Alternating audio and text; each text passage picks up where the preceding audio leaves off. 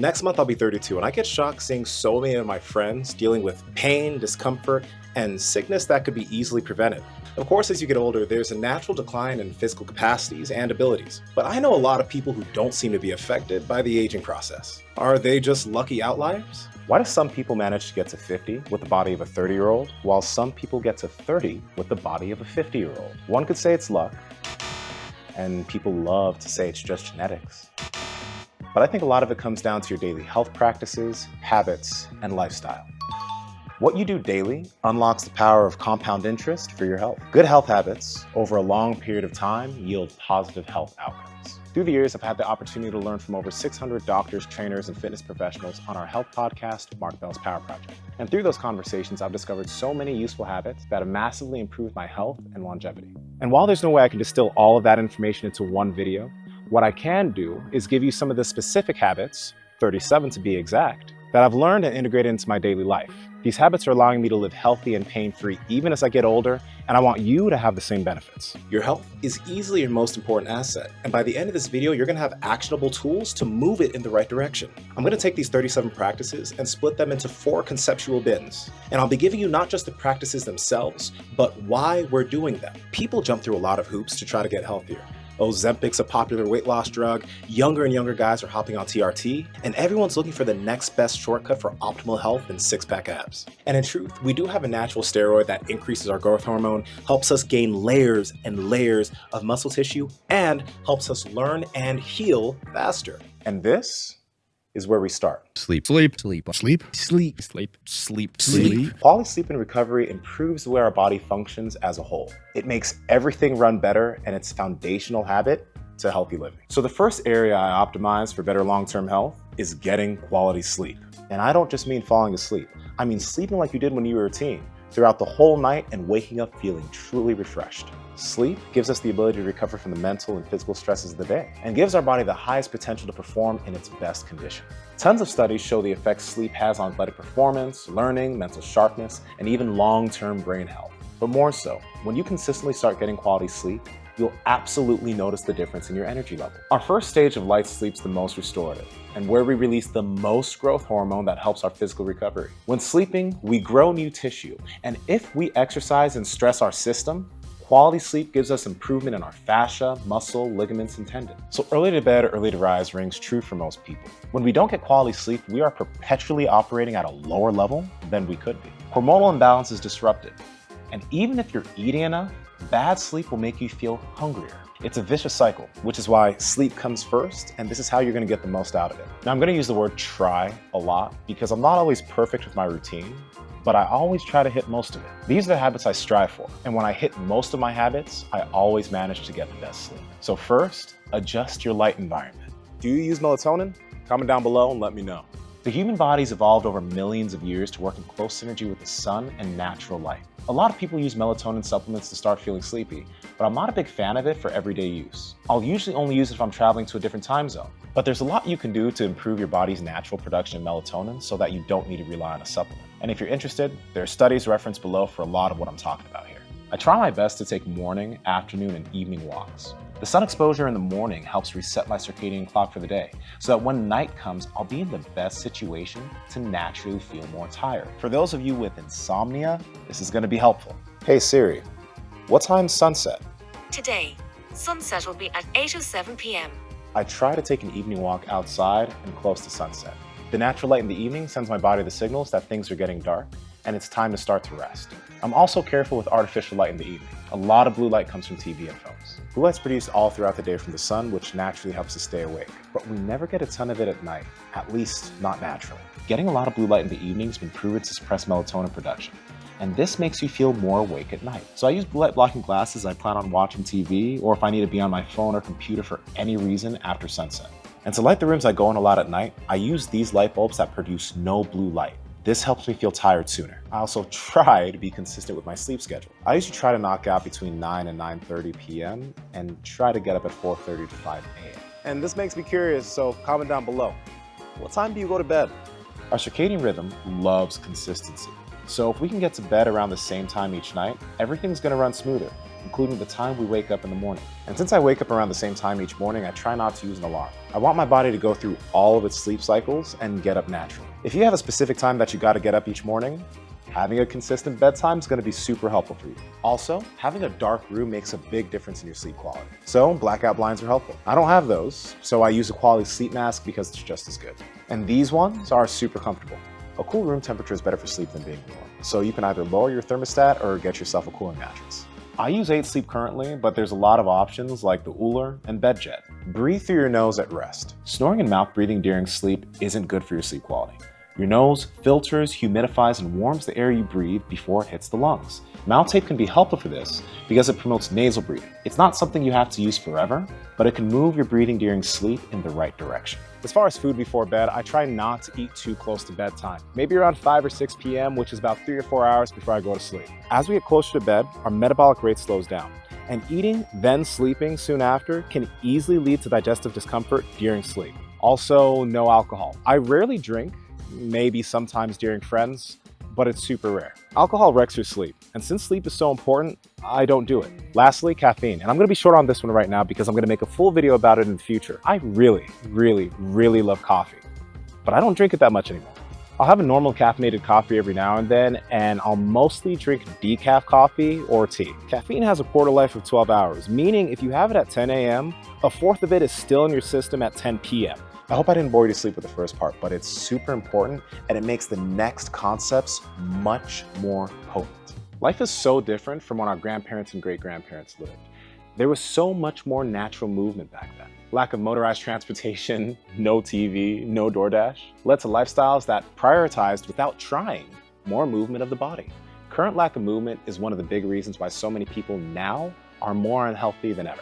But luckily, there are some simple ways that we can combat this sedentary lifestyle. And the first is to move. Get moving a little bit more. You've heard this mentioned with ideas like sitting is the new smoking. And sitting isn't necessarily the problem. It's how long and how often we sit without movement. Too much interrupted sitting can lead to pain and movement dysfunction. I mentioned in the video here the benefits of sitting on the ground rather than a chair. You'll naturally move into different positions, which over time will help your body feel better. And a super simple but effective habit addition would be transitioning to a standing desk or a desk riser at work.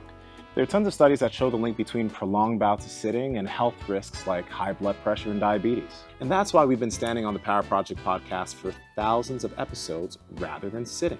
Now, along with a bit more standing, it's a good idea to walk. Maybe try to get 8,000 to 10,000 steps a day. For most, this is a fair goal. But if you're only getting 2,000 to 3,000 steps, maybe aim for 1,000 more and slowly increase your volume of walking over time. And if you didn't know, if you keep your phone on you while you're walking, it tracks your steps automatically. So comment this down below. What are you averaging for steps right now? Don't be embarrassed if it's low, I'm just curious. Now, outside of being the most natural human movement that we can do, walking's great for our hormonal health. We want to be insulin sensitive.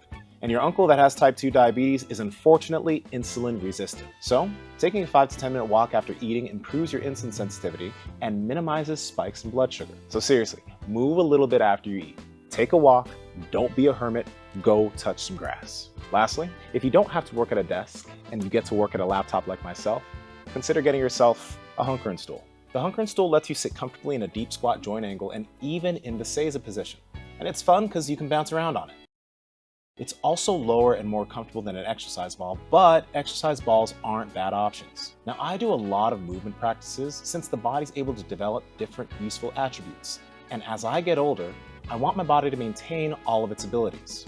There's more goals than just having big muscles and being physically strong. So when it comes to developing dynamic and athletic pain-free movement, this is my philosophy to maintain all of my body's abilities. Resistance trains help build and maintain the strength of your muscles, ligaments, and tendons. This could be lifting weights, calisthenics, bouldering, kettlebells, even Pilates. There's a lot of options. And if you find it difficult to stick to the goals of taking care of your body, start an activity that'll stick you in a community. A good community makes a big difference. We're 65% more likely to stick with our health goals when we have an accountability partner or community. Seriously, don't sleep on a good community. Speaking of community, consider subscribing to the channel and join the Stronger Human Discord with over 1,000 members. I think the community we're building here and there is pretty awesome. Next, have a low intensity movement practice that gives your body movement variability, something that doesn't beat your body up too much. This could be walking, Tai Chi, yoga, animal flow, Pilates again, maybe even some light bodyweight work. Just find something you enjoy that lets you get moving so you can explore your body's capacities in a low intensity fashion. My favorite low intensity movement practice would be rope flow. I went over the concept of the practice in this video here. The rope is an extension of your body's rotational ability. Rope flow allows you to improve the movement capacities of all your joints, enhancing your movement fluidity and your natural human movement. And as you learn to follow and flow with the rope, you're able to get your joints moving in their full rotational ranges, which feels incredible. And if you'd like to start learning the fundamentals of rope flow, join the Stronger Human community on SKool.com. I've made the foundational rope flow course totally free, no strings attached. Now, since low intensity is out of the way, it would be a good idea to have a high intensity practice that pushes the heart rate. A martial art, running, pickleball, soccer, warrior disc, swimming, maybe even some volleyball. My favorites are Brazilian Jiu-Jitsu, working with the sled, sandbag work, sprinting, and working with kettlebells. I'll spread these practices throughout my week, and not every day is super intense. Your intensity all depends on your goals, but the thing to remember is everyone's an athlete. We can all get our heart rate up, and we can all increase our cardiovascular and physical fitness. And we can all sweat. This is the second part of the equation to beat the sedentary lifestyle. Sweating has a ton of benefits. Your body gets a detox, heart health improves. You'll notice that after a good sweat, no matter the activity, you're gonna always feel relaxed. And that's why I'm sitting in a sauna. It's the most inexpensive way to sweat. And no, I don't mean owning your own sauna, even though the one from Plunge is freaking awesome. This gets up to 230 degrees. I mean the energy expense from you to produce the sweat. Gyms and health clubs around the world make saunas easy to access. And yeah, you get the same benefits of exercise. But all of this is happening as you're sitting down. That's why even before I owned a sauna, I made it a goal to get inside of one at least 2 times a week. A landmark study published in JAMA in 2015 followed over 2,000 middle-aged men in Finland for about 20 years. The study found that frequent sauna use was associated with significantly lower risk of all-cause mortality compared to those who used it less. Now, I'd assume that those who used the sauna probably also had other healthy lifestyle factors. But these benefits that sauna use provides shouldn't be overlooked. And if these don't convince you to sit inside this hot room and sweat, I don't know what will. And most people only drink water when sweating. But when you're in a sauna and sweating, you're not only losing water, you're losing sodium, magnesium, and potassium. That's why whenever I get out, this little guy licks. He loves the salt. When you sweat, you have to replenish the electrolytes you lose for the fluid balance in your body, healthy nerve signaling, and peak muscle function. That's why when it comes to any activity I do that involves sweating, I keep sticks of element electrolytes on hand. 1,000 milligrams of sodium, 200 milligrams of potassium, and 60 milligrams of magnesium make sauna sessions not feel as intense since I'm maintaining proper fluid balance and getting back what I'm sweating out. Being fully hydrated with a proper electrolyte and fluid balance is a difference that you'll absolutely feel. They're also super refreshing. So head over to drinkelement.com/strongerhuman and you'll be able to get a free sample pack with any purchase of any Element electrolytes. My personal favorites are the grapefruit flavor and watermelon, and everybody likes watermelon. Everyone likes watermelon. So we got quality sleep, and now we're moving and sweating more. And since we're putting our body through more stress, it's a good idea to take care of our soft tissue. And I do this through pressure and massage. The quality of the tissue determines how elastic and reactive that you can be. And in athletics, reactivity and elasticity is huge. Your soft tissue and muscle should be able to handle pressure. This is a good sign that your fascia, or the line of tissue that surrounds all of your muscles, ligaments, and tendons, is healthy. Being a strength conditioning coach, I had the opportunity to work with people that were constantly getting hurt. Guy comes in with a stinger from football. I want you to check that out. Why? You can do something? I don't know. It's just sit right here. What doesn't feel right? Nice and soft over here on this side, kind of lumpy and bumpy over here on this side. Okay. We'll put a little pressure in there. All of a sudden, the tissue softens up, stands up, moves around. My stinger is gone. What you need to understand is that muscles tell a story, and all you need to do is be inquisitive and experimental in rolling around and putting pressure on the body. When your tissues aren't pliable and supple, it can actually gum up your fluidity of movement and for some people cause pain. This is why professional athletes that have the money to spend take the time to see physical therapists or body workers, sometimes multiple times a week. This is great, but it's not always feasible or financially responsible. So we need to figure out how to do this on our own. There's a lot of books on these concepts, and if you want to learn more, my top 2 books to learn about this are On Becoming a Supple Leopard by Kelly Starrett and The Ultimate Self-Help Guide for Joint Pains by Chris Godowski. Taking the time to do this can be just as, if not more effective than seeing a body worker or a physical therapist because you're learning how to take care of your tissues yourself. And for myself, these are my favorite tools to use. The first would be the body lever. This puts the power of pressurizing your own soft tissues in the palm of your hands.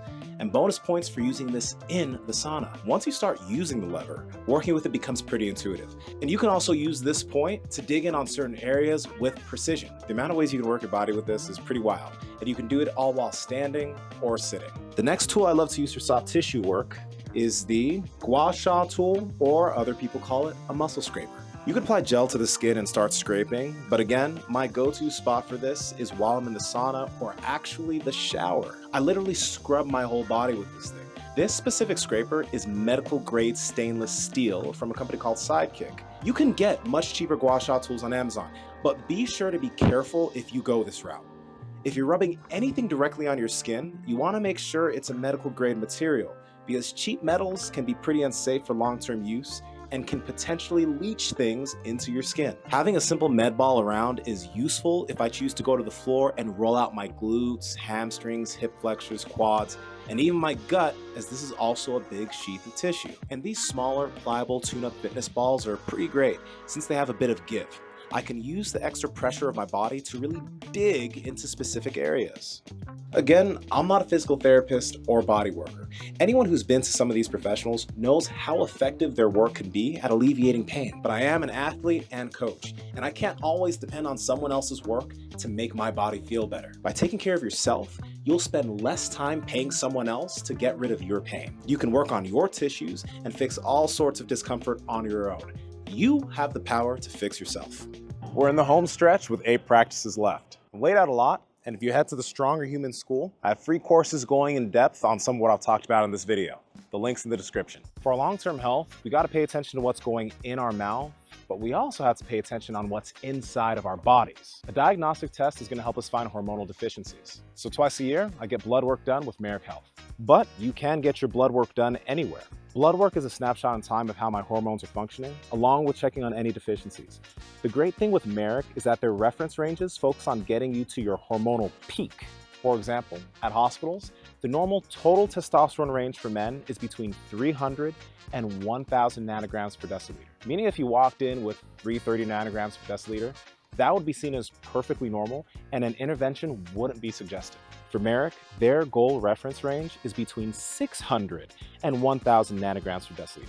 And if you're not there, then they'll have nutritional, supplementation, and lifestyle protocols to help you get there. I'd like to mention for all the guys watching, if you do your blood work and see a semi-low testosterone score, that doesn't mean you need to start using TRT. Hopping on the TRT bandwagon when there's no need to is not going to be helpful. You can boost your test by improving your sleep, nutrition, lifestyle, and even some supplementation. So many men don't need TRT until they reach their senior years, and some never need it. For me personally, I hope that's me. I don't want to ever have to use TRT, and if I do, I want it to be way later in life, like 50s or 60s. Now back to food. This is a tough one. Everyone has different diets that can be super beneficial, and honestly, I'm fluid with the way I eat. Some days no carbs, some days up to 200 grams of carbs, some days 1 meal, some days 2. I never actually feel like I'm dieting, and I enjoy the food I eat. And I'll explain the way I do this in the next 5 concepts. This one's gonna ruffle some feathers, but I don't keep hyper-palatable foods and snacks around the house. For me, these are just too easy to overeat. Unlike eating a lot of protein, or fruit, or vegetables, these snacks don't send you the proper signals to stop eating. They're made with the perfect amount of sugar, fat, salt, so they stimulate your reward systems more than normal foods. They're super calorie dense. And because of that, we can eat 15 Oreos and still feel hungry because we're not getting the proper signals to tell us we're actually full. Of course, so if you eat 4 or 5, that's not a problem. But a lot of us, like myself, mess up and eat way too many, way too often. And because of that, I don't keep those around. And I always make sure to have less palatable options at the ready. It's really hard for me to eat too many Quest bars. They're good, but they're not that good. So instead, I eat foods that are gonna help me feel full and satiated naturally. Meat, vegetables, fruit, and some fermented foods that are really good for gut health. I also make sure to try to eat 0.7 to 1 gram of protein per pound of body weight. This makes sure that over time I'm able to continue to maintain muscle and gain new tissue. This also helps me feel full so I don't overeat. I'll get this from all types of meat, some chicken, red meat, fish, and sometimes whey protein. Also, I don't drink sugary drinks and I don't get a lot of liquid calories. I'll have maybe a poppy soda, whey protein, kefir, and sometimes even milk, but I don't drink full sugar sodas or juices. They're just packed with too much sugar and unnecessary calories. I don't eat a very high carb diet, and my carb cycle based off of how much I need on any given day. If you do eat a higher carb diet, that's fine, but it's just my personal energy preference. And with that, I never eat a low-fat diet. Subcaloric low-fat diet, it's a form of nutritional castration, basically. And some people require more fat than others, but that is absolutely deadly to the reproductive system. Dietary cholesterol is vital for hormone production. And for me, butter, red meat from good sources is wonderful. Usually I get in 90 to 200 grams per day. Granted, I'm 250 pounds. So if you want to easily get some suggestions for where your calories should be for your goals, there are a lot of great apps and nutrition calculators online where you can get suggestions. Personally, I don't track my calories anymore, and I haven't since 2016. It was helpful for a period of time and helped me understand my caloric intake. This was an invaluable learning experience for me. That sounds fucking robotic.